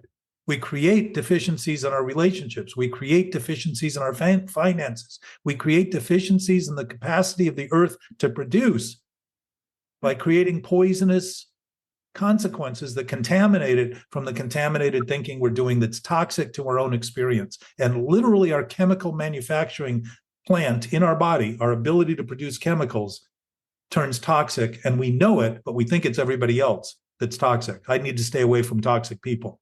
I hear that a lot from people. Mm-hmm. Why, if we weren't susceptible to the same toxicity, would we need to stay away from those people? Why, if we weren't toxic, would we think that so quickly and be sure it was them when we can't even see in them, but we're having a full experience of our own experience? Mm-hmm. Pretty interesting how clear we seem to be about everyone else's wrong and how diminished we seem to be in our capacity to reckon with our own. Exactly. Exactly. Yeah. I appreciate your receptivity. It is not often that people new in this sort of rebound that quickly, and I appreciate it. I suspect you've done work and you have a level of awareness that you're willing to admit quicker than many. And I appreciate it. I appreciate witnessing it because it's really a confirmation. Having the discussion for me is a confirmation of the knowing of it. But watching people respond is the additional confirmation of actually starting to see that we actually live amongst others who are absolutely capable in every respect. And it just because they don't think they are doesn't mean they're not. Just because I don't think I'm thinking something doesn't mean I don't think I'm thinking that thing. And just because I think something's right doesn't mean that thing I'm thinking about is right. So, yes. Morning, Anthony. I am very thankful in this meeting. I'm very, very happy. I know I say I love to learn. This is an experience. I am having this amazing experience and I love it. I just love it. Well, think of the absolute knowing awareness as love. So when you love to learn, you're actually beginning to love the knowledge of your awareness. And that is an absolute, it's something we all share. If hatred was the nature of our existence, we would not have lasted this long as a species. And it's a pretty good indication that for as much as we've done wrong, and I'm not suggesting everything we've done is wrong and the earth is completely contaminated only by what humans have done. It's got its own process that it goes through and does things that look like things that shouldn't be happening because they're not convenient for us. But if that capacity is there, and if we're in the midst of this, and if it is in fact true and real, then being accountable for the things we're doing would certainly be something that would be within the realm of honesty and responsibility, rather than something that we should continue to deny. And I think I may have missed the direction of the first part of that point. But starting to see this knowing awareness is starting to realize that that's what we're designed to express.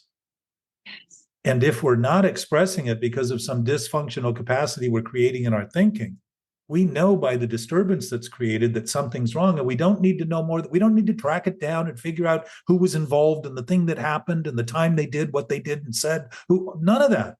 To say, oh, if I'm feeling disturbed, I'm thinking something disturbed. If I'm feeling insecure, I'm feeling an insecure thought. If I'm feeling disloyalty, my thinking is not loyal right now to my absolute state of being.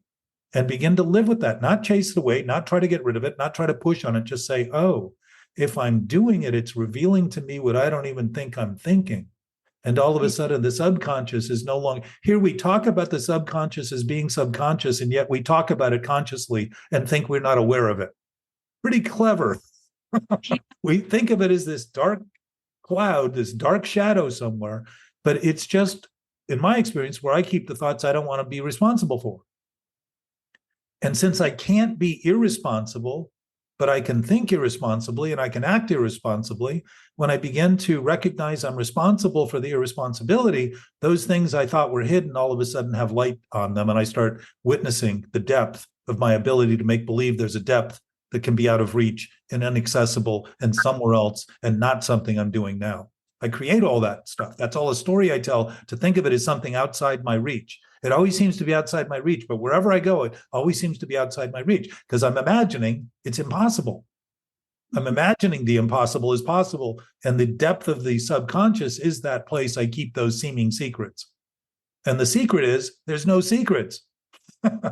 It's impacting my experience all the time. And I'm just getting better at denying it to make believe it isn't. And denial is the psychic numbing agent. Denial is psychic anesthesia. The idea that I can put myself to sleep as getting better is a pretty sick idea. It's the first time for me hearing that, like, that it's an anesthesia for. I'll see you tomorrow, Mark. Wow. Yeah, it's psychic anesthesia. It gives us a momentary sense of relief, but while we're insisting on getting better at being numb, we're actually getting worse. Wow. It's like having a frozen limb. If my arm hurt and I froze it, that would be great, but it will kill the entire arm. Mm-hmm. When the cells stop moving, they die. Mm-hmm. And freezing it is actually the lack of movement. That's what, when the molecules slow down, that's when things get cold. When they're faster, that's when things get hot. Mm-hmm. We are born and designed to function at almost 100 degrees. Mm-hmm. Excuse me. But to think of being cool, think of that. Everybody wants to be cool. That's a fight for being cold, for being insensitive, for being desensitized. Mm-hmm. And people also like to think of themselves as hot. But bodies are already hot. They're almost 100 degrees. I mean, a jacuzzi is only 106. We're operating at almost 100 naturally. Mm-hmm. So passion and all those expressions are functions of that heat, functions of that ability to transfer the warmth, the love, the sunshine. Bill uses sunshine of the spirit in the book, meaning it's a pure light, pure white. No obstructions, no shadows, no variations, no division, no distance, no depth. Just pure white. Beautiful. Yes. And we have all those blessings. We have those. And Yes. It's magical. It's beautiful. Yes. It's our essence. It's our essence. And if there's a saying in the book that you can't give what you don't have, what would an infinite spirit have to give but everything there is, including everything we don't think exists?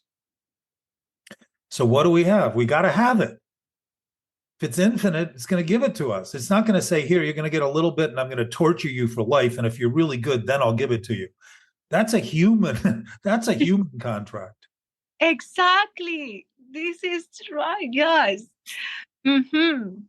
Yeah, that is beautiful, because when, for example, my personality, I everything I have is for the people around me, and I would give it to them 100%. It's yours. Just it's yours. Because Well, I'll tell you, I'll give you a little relief. It's yes. already theirs. You don't have to give it to them. They already got it. So realize in this giving, now the only difference is, what are we doing as humans in terms of giving? Are we sharing the abundance of our nature, or are we sharing the limitations of our thoughts? To see that everybody already has everything tends to stop us from thinking we need to help them and fix them. Mm-hmm. Then it gives them the chance to begin to come to terms with the issues they're dealing with that may be wrong. I'm not going to fix it for them. I can talk about it. I can offer thoughts. I can offer suggestions, but I don't offer them as demands or insistence. I simply offer them as something to consider.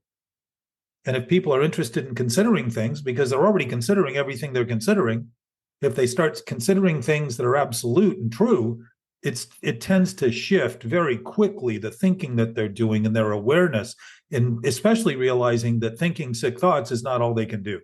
The idea that all we can do is continue to think about thinking as a source isn't all we can do. It's just something we can do.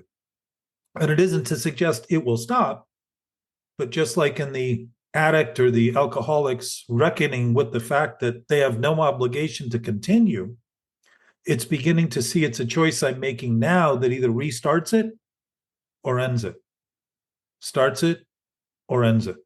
If I don't start it, I got nothing to stop. If I'm not obsessively thinking about obsession, I don't need to think about stopping obsession. It just doesn't happen. That's the ultimate knowing nature. It's not happening in reality. It's only happening in my brain that I think is reality, because I think my thoughts are true. And it's not unusual for us to think that, because thinking is so primary to a human experience. But historically, people thought the horizon was the end of the world simply because they couldn't see past it. There again, they're relying simply, their thought is what they were fearing. They weren't thinking that the horizon was doomed. They knew their thought was doomed. Because the horizon of any thought, again, getting back to the subconscious, is that everything starts at the end of the thought. Nothing ends at the end of the thought. Everything else that exists begins there. And it also is within the thought. So we can't be without the thing simply because we're thinking we are without it. What we are thinking is that we are without substance in the thinking we're doing about it. That's it. So what you do is begin to love in ways that are exceptional to the exceptions we've been thinking we are, by beginning to realize that you're loving people all the time anyhow, and that you don't have to do it for them because their nature is also love. And you can begin expressing your own deficiencies in your human experience in ways that give them a chance to say, oh, I do that same thing and it really annoys me. It really bothers me. I really hate that about myself, people say. And I say, well, it's not actually yourself you hate. It's the thinking of itself you think is yourself, that you've been thinking is who you are because you've been thinking is your source. So their ego vanishes because it never existed. And the term ego, as I started saying earlier, is actually the capital I. It's the essence of each of us. It's not the superficial projected image and appearance, it's the essence. And for a human, the essence is spiritual. And when I begin to let my body know that I know, and my thinking know that I know, I begin functioning at a level that's healthy and good for everybody, rather than some people. And it's not because I can do it, it's because we are doing it. We're just being busy trying to make believe we're not doing it to give ourselves credit for things that are not worth taking credit for. We would be embarrassed to take credit for, and are, which is why I think shyness and self-consciousness, interestingly, is defined as undue regard for appearance. Pretty interesting that Self-consciousness, you would think, would be consciousness of a self. That would be a pretty elevated being. And yet it's undue regard for appearance. Why? Because the idea of who we are is simply a projection of thought. It's an appearance that we pose. And what are we doing? Posing as something is an imposition. And impositions are depressing the longer we maintain them, because they seem to weigh on us, because they're telling us something's wrong here. And if you don't want to correct it, I'm just going to keep growing until you do. So pain becomes the touchstone of spiritual growth, because we're tolerant. We've learned to be tolerant of the pain rather than to become tolerant of our own awareness that something's wrong when it's wrong, and begin to say, there's something wrong here, and let it be. Just that's it. It's something wrong right now. It's happening. I notice it. It's happening, period. I live with it at peace, rather than what is wrong? Where is it wrong? When did it go wrong? Who did it? What? All the questions, rather than that it's wrong is assured, period. And live with it. And you'll start to see it'll dissipate, and you won't have a tendency of redoing it, because you know better all along. You just didn't think you did. Mm-hmm. Wow. Yes, this is neuroplasticity for my brain. Yes. Well, and what's interesting too is they have noticed that brains are neuroplastic. That their neuroplasticity is the flexibility of the brain. It's a yogic instrument. It's designed to stretch. And what does that mean? That it doesn't have to be tight. It can be loose. It can be free. It can be expansive to the point that there's no limit. It's designed to express an infinite source. It's not designed to be muttered and muddled with these little concepts that we continue to maintain and make believe are true. It's designed to tell us we're wrong when we do those things. It's designed to have us feel bad when we do those things. It's designed to have us feel stress when we're doing those things as indication of the wrong things we're doing, rather than inspired and vital and healthy and diffusive and generous and willing and able, and all the things that come with the spontaneity of being alive, of having a body that's alive with life as a source. Yes. Wow. Fun to talk about. I had a conversation yesterday with Gabe, Gabe had a woman call who was struggling in sobriety with her mental thing, and she told me her story, and she's been through a lot. And I then said, okay, now I'm going to tell you, this isn't about your story. But I talked to her for 30 minutes or so, and then she sat quietly, and I didn't say anything, and she went, wow. And what I know to this point that I make, it's not me, it's not what I'm saying, it's what we already know that people are becoming aware of. And that quietness is the beginning of seeing there's nothing to say. You hear a lot of people in here say that, I don't know what to say. Yes, because the urge to continue to repeat the mantra and the story and the repetition of these ideas goes away. And all of a sudden it's just quiet and peaceful. Mm-hmm. So she got very quickly, in 30 minutes or so that I talked to her, had that same reaction. And it's not unusual, because the wow is saying, oh, I know this. I've always known this. What have I been thinking? You know what, Jack, many of your knowledge, when I say wow, is something inside of me, mash. Yes. And I say, wow, it's like this mash with my beef, and it's I don't know, it's something. So, Lensis, you're admitting when we're aligned with what's happening, we're not maligned. You know the word maligned? No. It's not aligned. Oh. So malignment is generally thought of. Let me pull up the definition so I get it clearer. Yes. But you're noticing that it's a perfect match. Mm-hmm. You're looking for the perfect match. You think you don't have it. You have the perfect match. Now you can find a partner that aligns with your thinking and your ideas and your preferences and all those things, not someone that you think needs to meet all those limitations of your ideas. You'll just find them naturally, though, because it's like a magnetism that happens. People just connect, and you know it. You know it when you just say, oh, I know that. I know it. That's how I met my wife. I saw her and thought, wow, she's beautiful. And then I heard her speak and I thought, oh my, she's intact. She's an alive, vital, spiritual being expressing herself. And it was pretty, and I knew from the first moment I saw her. Wow. I always thought that was just hocus pocus and all that stuff. But I knew, and a friend of mine said after we got together, he said, how did you know? And I said, I just knew I knew. That's the knowing we have. We don't have any excuse for it. There's no story to go with it. We just know we know. That awareness is our design. That's our nature. That's what thinking is designed to express. Not thinking about thinking and wondering why it goes off the charts. Wonderful. Hang on, I'm going to get you this definition really quick. And I'm here thanks to Anthony because he bring me to here. I'm so grateful. So beautiful. My God. So maligned. So alignment you just described, right? Here's malignment. Disposed to cause harm, suffering, or distress, deliberately feeling or showing ill will or hatred.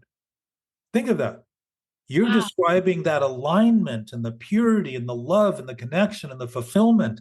And yet when I break that and think it's my reality that you need to abide by and I need to demand of the world, I'm not talking about reality at all. I'm talking about my thoughts becoming reality.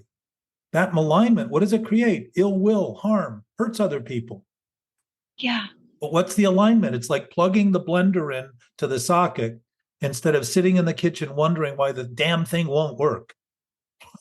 You plug it into the socket, it works, typically. Now we're being plugged into the socket, not because we haven't been, but because we've been working overtime in our thinking to deny we were, so that we created experiences to prove the denial was right and true by making a mess of things for decades and centuries and millennia to say human nature is just hateful, spiteful, greedy, self-centered. It's not. Yeah. Never has been. We've normalized it and desensitized ourselves to our experience to make believe we're numb to it so that it can be blamed rather than what we're doing individually, each of us, every day, every moment, as the cause, just of the human dilemma. It hasn't had any effect on reality and truth at all, only on our own experience of reality and truth. So there's a saying in Alcoholics Anonymous by a guy who does a year-long, Herb K, who's online and can be heard all the time and does a year-long, is intensive 12-step work I've ever done. I had to do it several times, though, because it was so intensive. But he said that an allergy is typically an abnormal response to something. So if you have a spider itch and you scratch it, you end up scratching it more, which makes it feel worse. So that's the abnormality. If somebody has an allergy to peanuts, they tend to choke up and can't suffocate. They tend to stay 100 miles away from peanut factories, anything made with peanuts, anything close to peanuts, right? Because the effect is very, very alarming. But with alcohol and drugs, you feel better for a moment. For a moment. You think you've solved the problem with temporary relief. Yeah. It's the same with this denial, that anesthesia, that numbness, that freezing. We think we've solved the problem. So what Herb says is that an alcoholic's body can't metabolize sugar because sugar is the basis of all alcohol. And my suspicion is that our DNA through history has created allergies to try to make sense of the insanity we've been imposing on our body. It's just become unable to deal with things. So we call them allergies, because addiction is based on a physical allergy.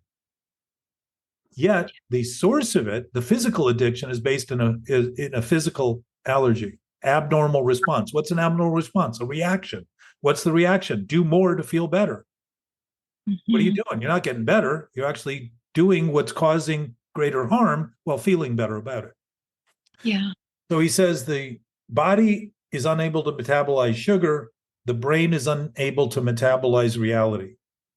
Because it's thinking what it thinks is reality, and it can't get it to metabolize. You know what metabolism does for us?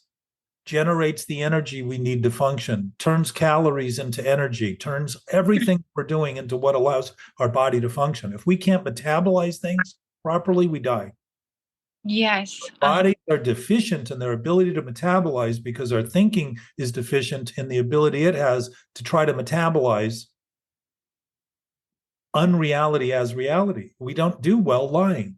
We are not designed to lie, but we are perfectly capable of lying and choosing to lie. And when we do, if we admit what we're doing is what we're doing, it dispels the rumor it's the only thing we can do like that.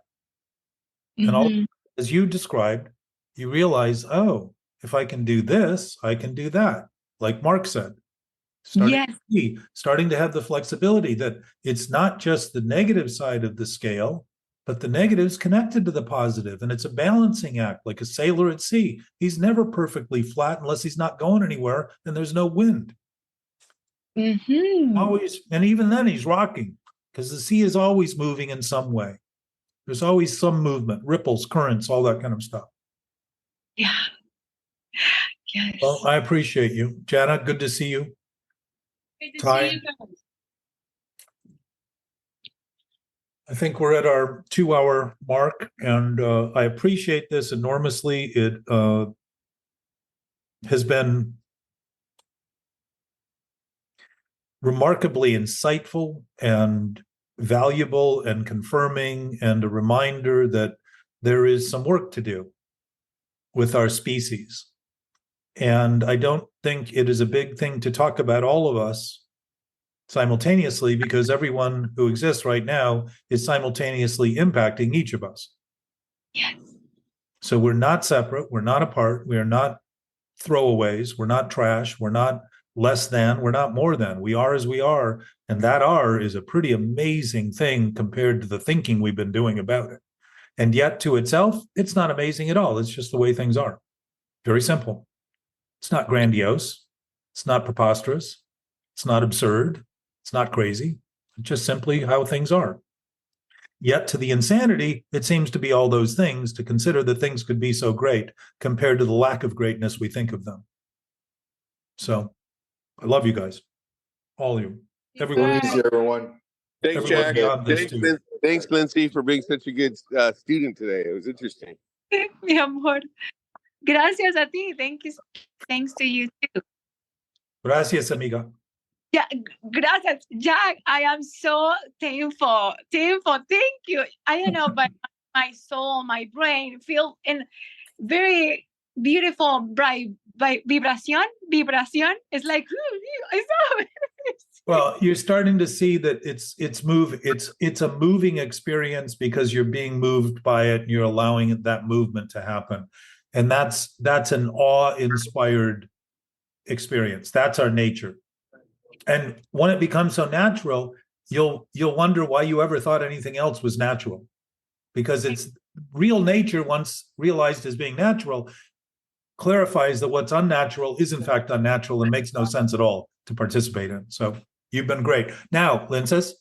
yes, Lindsay. You're in a process as a human, right? So things are going to occur to you. You're going to start looking at things that don't feel good and can be depressing. I don't know. I'm not predicting this for you, but it's been pretty consistent. When I started looking, I started seeing that I had a lot of stuff that I had not been dealing with accurately. And it felt a little bit overwhelming at first. But when I began to realize that it's the same overwhelm that I always had when I thought there was nothing I could do. And now that I know I can do something, I start just applying the same concept of I'm already intact. I'm already who I am. I'm already the essence of essence. Those are all things that are my nature because they're everyone else's nature, not because they're mine and not yours. And once I put everything down, I realized how much I was carrying. Yes, and also that you don't ever need to pick it up again, but you can. That's another thing. You're welcome to go back to that thinking, because my experience is when I get overwhelmed by circumstance, very often it reveals the the vulnerabilities that I think I've overcome, but I just haven't been witnessing circumstances sufficient enough to expose them. But by then I'm a great sailor. I know if the storm's coming and I didn't expect it, I know what I need to do. Batten down the hatches, get the sails ready, do all the things that would be incumbent of somebody who's smart enough to actually function, rather than say, I'm going to deny it and pretend it's not going to happen and wonder why I'm in a life rafter with a life preserver in the water. So, love you guys. Hey, thanks, everybody. Anthony, take care. Thank Love you you, guys. Jack. Bye, everyone. Bye. Lindsay.